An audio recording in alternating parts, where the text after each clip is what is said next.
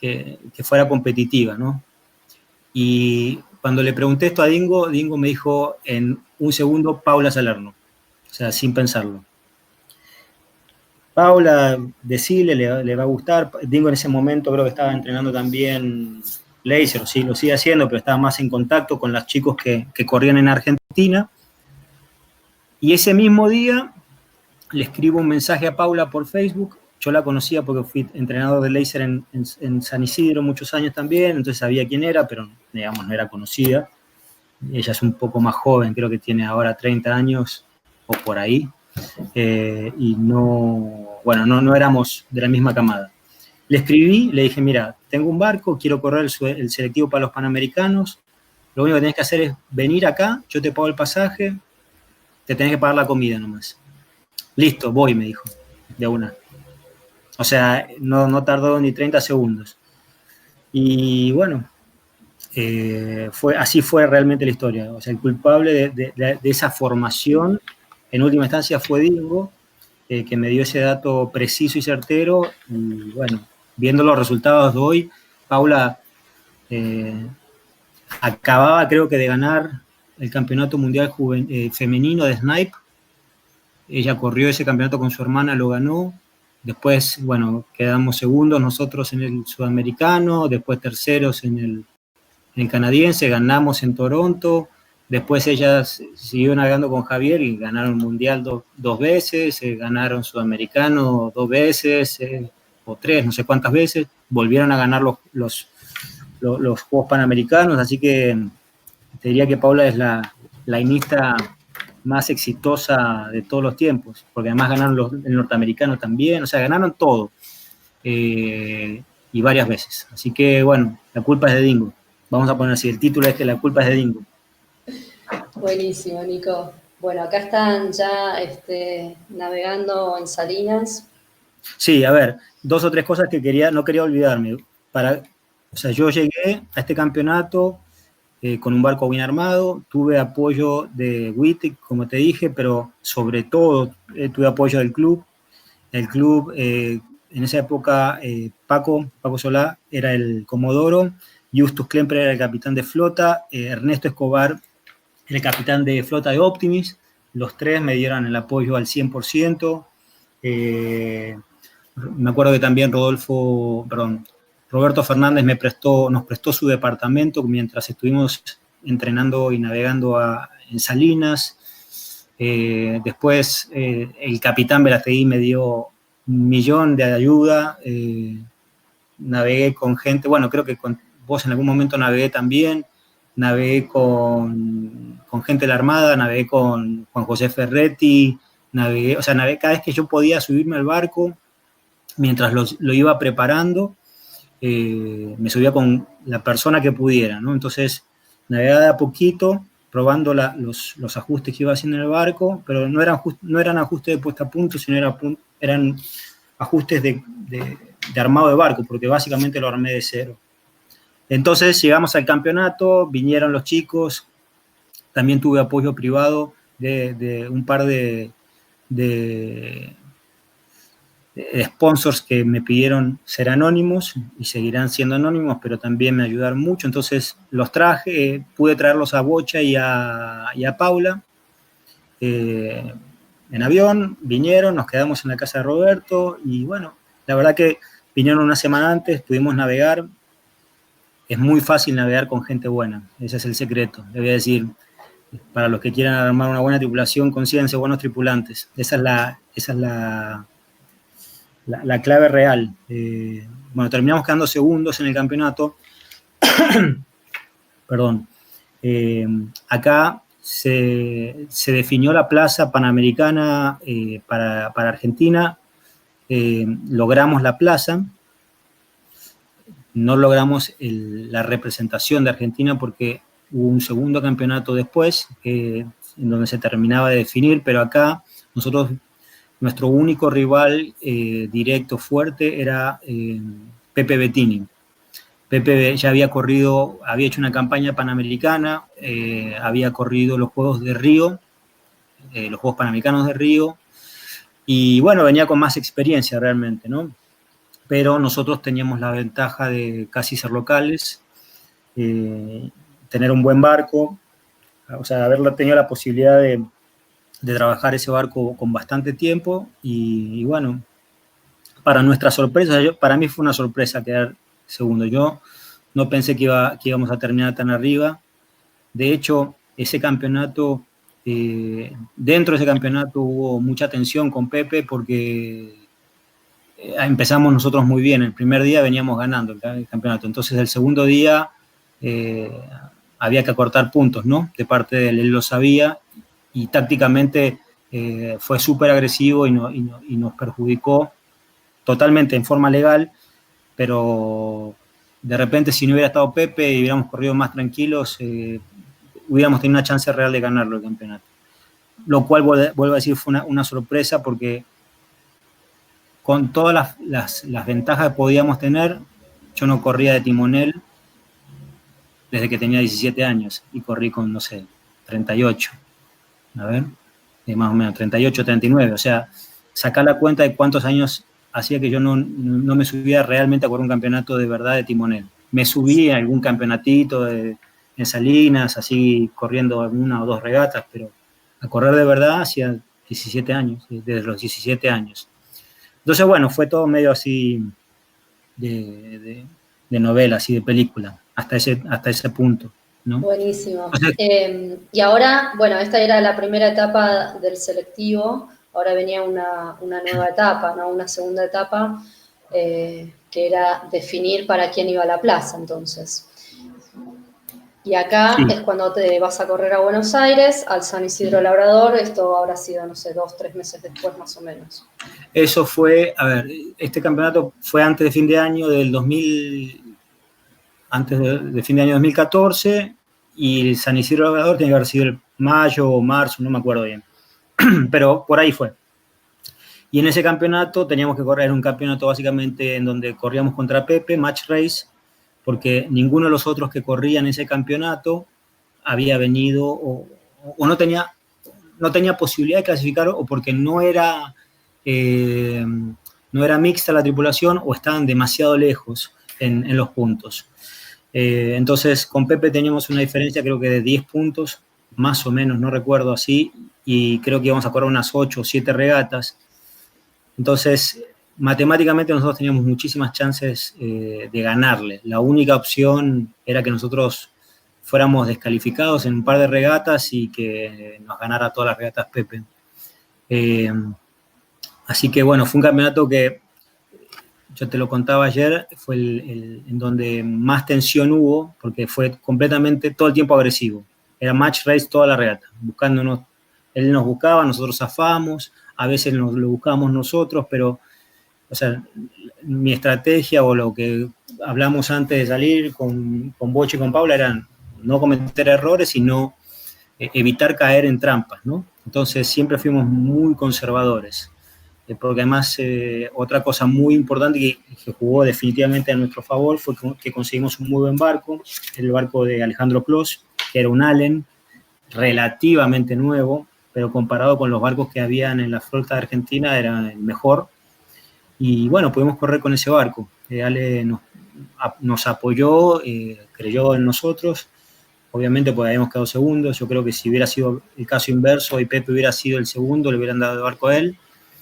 Pero bueno, ese campeonato fue un punto bisagra, porque hasta ahí yo venía sufriendo, porque al principio no creía, no sabía que nos iba a ir tan bien. Cuando nos fue tan bien, nos dimos cuenta que podíamos hacer realmente lograr el objetivo que era clasificar a los Juegos Panamericanos, que era el sueño, digamos, el sueño óptimo hasta ese entonces.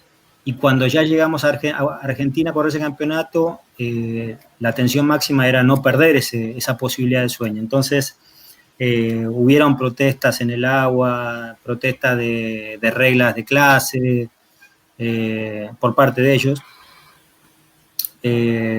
Todo fue desestimado y al final todo fue relativamente sencillo. El campeonato ese, la primera mitad fue tensionante, ya después se fue disolviendo esa tensión porque los puntos no le daban. Nosotros íbamos ganando regatas no sé, si fueron 8, creo que ganamos 4 o 5.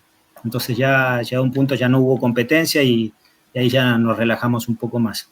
Pero yo ahí sabía que Bocha ya no iba a poder participar en los Juegos Panamericanos si clasificábamos, porque tenía muchísimos compromisos laborales y familiares que no iba a poder sortear. Entonces tuve que volver a buscar tripulantes, tuve que hacer un procedimiento burocrático que también estuvo cruzado por la intención de la otra tripulación de que eso no se dé para que yo no vaya.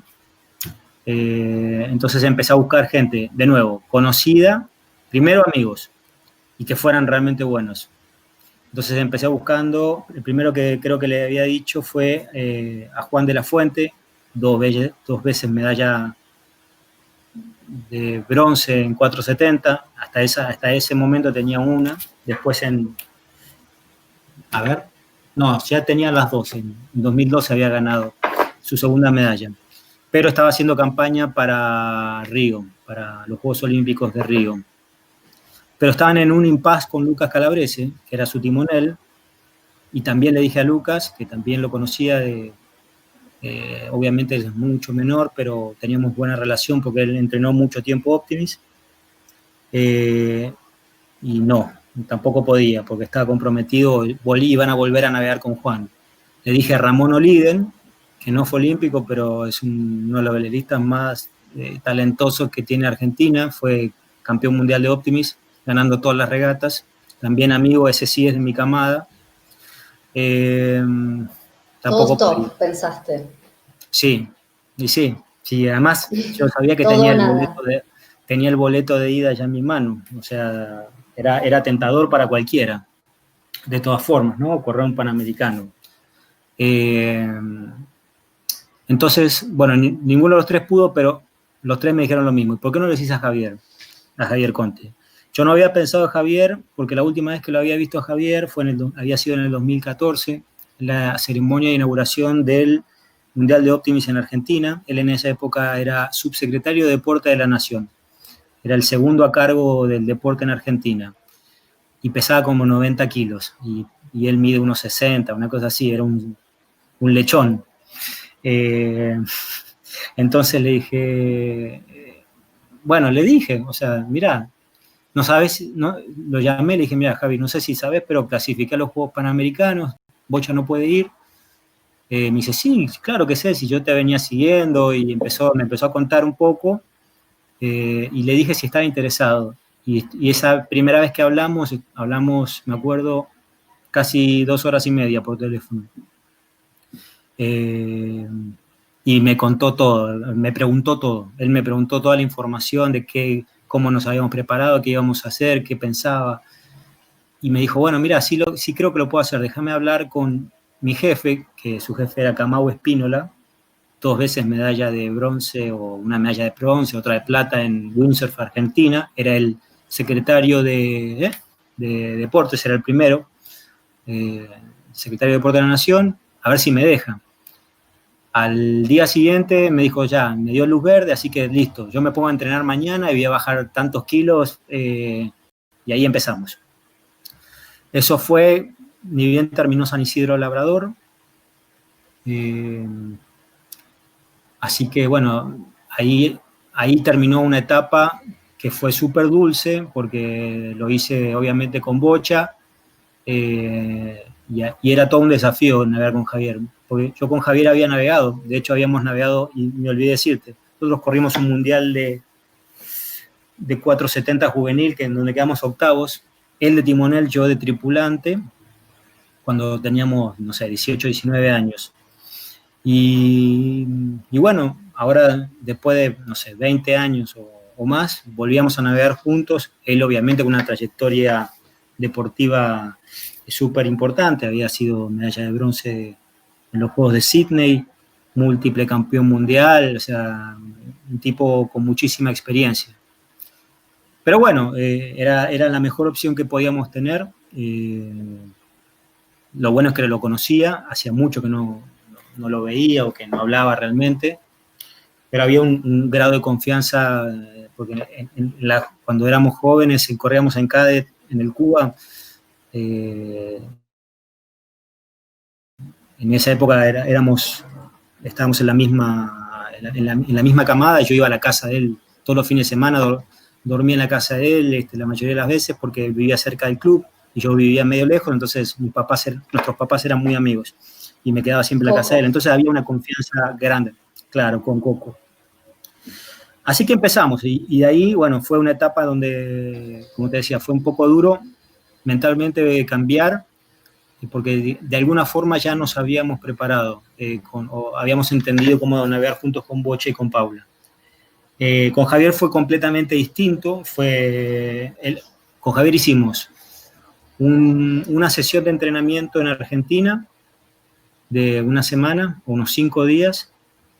Ahí ya contábamos con el apoyo de la Federación de Argentina, en donde nos dieron un entrenador. A veces fue Alejandro Clos, a veces fue otro chico, no me acuerdo el nombre, Coma, vos lo debés conocer, ¿cómo le dicen? Andrés Fox. Andrés Fox. También fue, bueno, él salió un par de veces con nosotros, creo que también Pistacho. Pistacho también nos entrenó un par de veces. Así que bueno, navegamos con todas las condiciones allá, con el barco de Alejandro nos prestó el barco todo el tiempo, entonces tuvimos un barco que era muy similar. Y bueno, hicimos una sesión de entrenamiento en Argentina, que fue la primera, pero después volvimos a entrenar acá, en Salinas, y ahí fue donde realmente hicimos el quiebre o el salto de nivel, o por lo menos yo siento que ahí consolidamos un montón de cosas, porque vinimos a entrenar 7 días, o sea, vinieron 8 días o 9, el primero no navegamos, entrenamos 7 días seguidos sin parar, y se fueron al 9º o algo así, o sea, 7, 8, no me acuerdo bien, pero todos esos días, ¿qué hicimos? Salimos a navegar con Ale Clos como sparring, Jonathan Martinetti nos prestó su barco, salimos con Ale, un marino, la gente de la Armada también nos apoyó, y una chica que era amiga de Jonathan, creo, o de alguno de los chicos, que se llama Fanny Henao, salimos a entrenar todos los días, 8 horas diarias. No me voy a olvidar nunca eso, porque llegaba completamente demolido a la casa, digamos, adolorido de tanto tiempo que estuvimos navegando, ¿no? O sea, para los que conocen Salinas, en Salinas el viento más o menos es siempre al mismo lado, sopla de tierra, ¿sí? O del club. Nosotros salíamos en popa, hacíamos 3 horas en popa, probando velocidad, trasluchadas, ajustando, probando, midiendo todos los cruces tratando de ser competitivos. Si ganábamos nosotros, le queríamos sacar más, si nos sacaban ellos, tratábamos de recuperar, hasta que no estábamos satisfechos no parábamos. Y después había que hacer, después de 3 horas de popa, unas 5 horas de ceñida. Y esas 5 horas de ceñida paramos, o sea, un par de minutos para tomar agua o comer, y después era darle todo el tiempo, darle, ceñida, y ahí es donde trabajamos muchísimo nuestra velocidad en ceñida. Javier, mirando todos los detalles, él es una persona súper perceptiva dentro del barco, y al principio me venía marcando todos los errores que él pensaba que yo cometía. Entonces empezamos a encontrar una química entre lo que ellos dos hacían, cómo yo timoneaba y cómo ajustábamos la vela, que al principio era todo hablado, y después, o sea, los primeros días era todo el tiempo hablado, ¿no? Todo el tiempo hablado, dale más velocidad, o yo le decía dale más velocidad con el foque, o sea, todo el tiempo hablando. Los últimos días los entrenamientos fueron silenciosos, lo cual fue el indicador de que las cosas estaban progresando, ¿no? O sea, ya no había más llevarlo más plano, más derecho, dame aire, filame el foque, o ajustá tal cosa. Entonces, esa fue una diferencia súper importante, porque cuando llegamos a Canadá, ese es el otro paso, nosotros hicimos un campeonato intermedio, que fue el campeonato canadiense. El campeonato canadiense fue, ponerle 20 días antes de los Juegos Panamericanos, pero Javier no podía ir, solamente lo corrimos con Alex Clos como tripulante del medio. Y ahí en esa foto bueno, ves el barco que usamos. Ese barco fue el barco que nosotros finalmente decidimos usar, un barco creo que del año 2000, que fue armado y preparado por un velerista americano que se llama Jeff Linton, que fue campeón mundial.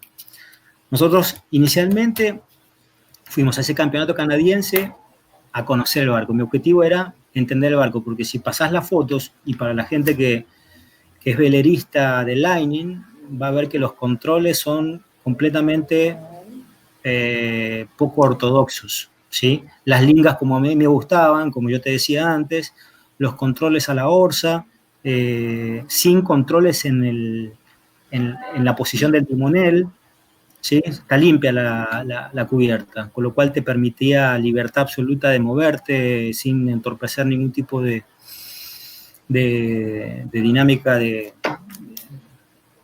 escorada o de colgada en el barco.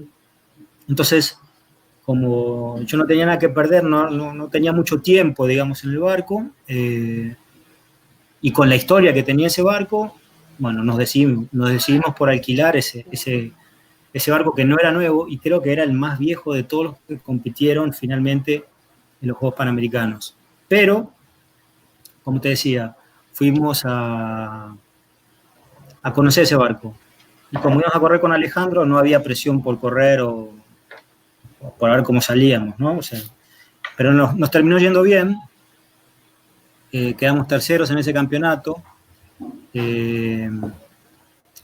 Si tuvimos una regata muy mala, que no pudimos descartar, nadie pudo descartar su peor regata, no se corrieron todas las regatas. Veníamos de repente un poco mejor, hicimos un poco de locuras tácticamente y nos comimos como un 30. Quedamos terceros y bueno, ya estábamos listos. Ahí yo me volví para Ecuador porque no podía quedarme sin hacer nada, tenía que volver a la familia y al trabajo. Y ahí el siguiente paso fueron los Juegos Panamericanos, que iba a ser al final la primera regata que corríamos con Javier y con Paula en una regata oficial. Hasta ahí la historia. Bueno, y llegamos a Toronto. Entonces, después de todo ese largo camino, y llegamos a los Panamericanos. Correcto.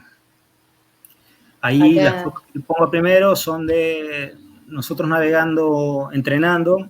Ese día entrenamos, había como una bahía interna entre la isla donde era el club y la costa. Había un lugar donde se corrió finalmente. Las medal races fueron ahí. Hubo un par de regatas normales, creo que nos tocaron ahí, uno seguro, no sé si eran dos, pero era un lugar con muy poco viento, muy, muy arrachado y que borneaba muchísimo. Bueno, y ahí ya estábamos para navegar.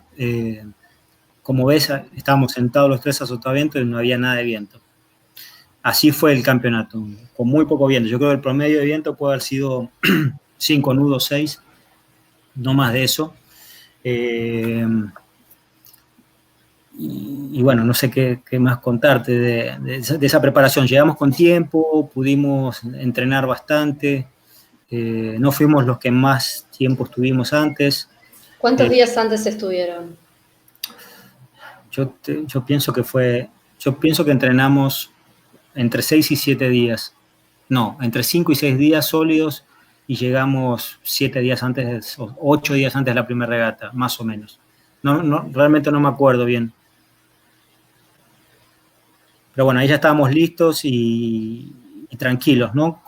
Cada vez que probábamos con alguien, andábamos rápido. O sea, el barco iba rápido, lo sentíamos rápidos. Incluso nos dio la posibilidad de probar diferentes sets de velas. Las mayores siempre fueron el mismo modelo, pero teníamos 2 modelos de foque. Me acuerdo un día que nosotros siempre corríamos, para los que saben de Lightning, con el 5A Plus. Es el más clásico de los foques, pero también teníamos un foque radial.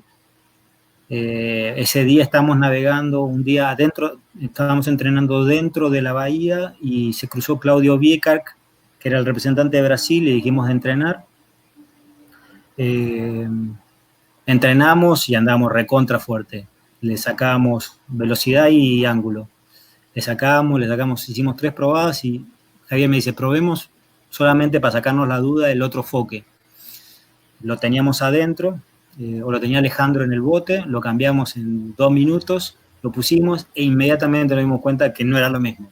O sea, estamos súper finos en el sentido de que nos dimos cuenta que el foque no empujaba de la misma forma, o por lo menos el seteo que nosotros teníamos para esa condición, con ese foque no funcionaba. Lo volvimos a cambiar después de 3 o 4 probadas en donde estábamos parejos con el brasilero. Volvimos a poner otro foque y volvimos a andar rápido. Entonces ya estábamos listos, estábamos tranquilos. Ahí... Este es el segundo día, ¿verdad? Es el segundo día porque ya tenemos colores. Nosotros corrimos creo que una regata el primer día. Se pudo correr una sola porque nos estuvieron esperando, creo, ya no me acuerdo mucho. Nos estuvieron esperando muchísimo tiempo porque no había viento. Salimos fuera de la bahía, o sea, había 3 canchas afuera y una adentro. Y no había viento, esperamos hasta tarde. Esa regata la largamos.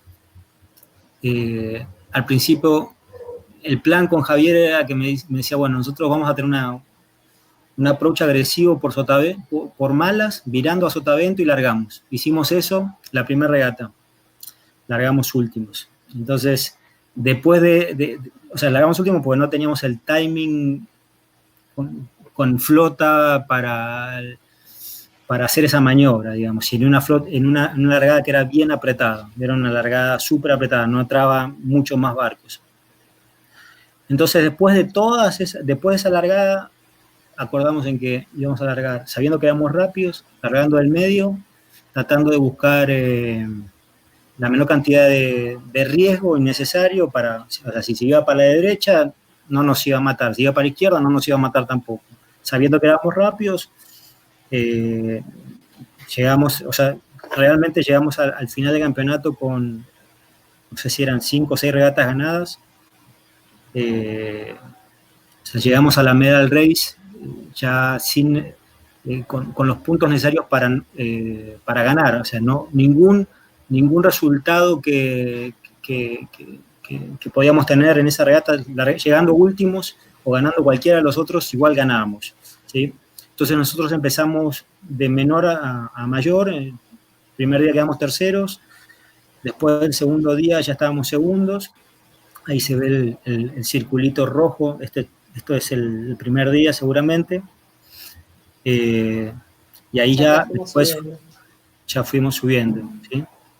Fuimos subiendo hasta que nos dieron la dorada. O sea, fue una linda anécdota porque la señora que nos daba los colores siempre era la misma. Entonces el primer día le dije así, llegué y le dije, bueno, soy de Argentina, del año. Ah, bien, te felicito, me dice, me da el circulito rojo. El segundo día nos da el azul. Y al tercer día ya me felicitó y se reía, ¿no? Pero bueno, como ves en las largadas, casi todas fueron iguales. O sea, nosotros buscábamos largar el medio con velocidad, y yo lo que notaba era que cuando ya pasaban las regatas, si volvés un poquito para atrás, es como que se nos abrían los huecos. Nadie se quería quedar cerca nuestro porque o los pisábamos en velocidad o los sacábamos forzando. Eso era, cuando uno es rápido es inteligente, dicen por ahí, tácticamente, y eso era lo que pasaba. Éramos bien rápidos, entonces tácticamente era más fácil correr, obviamente.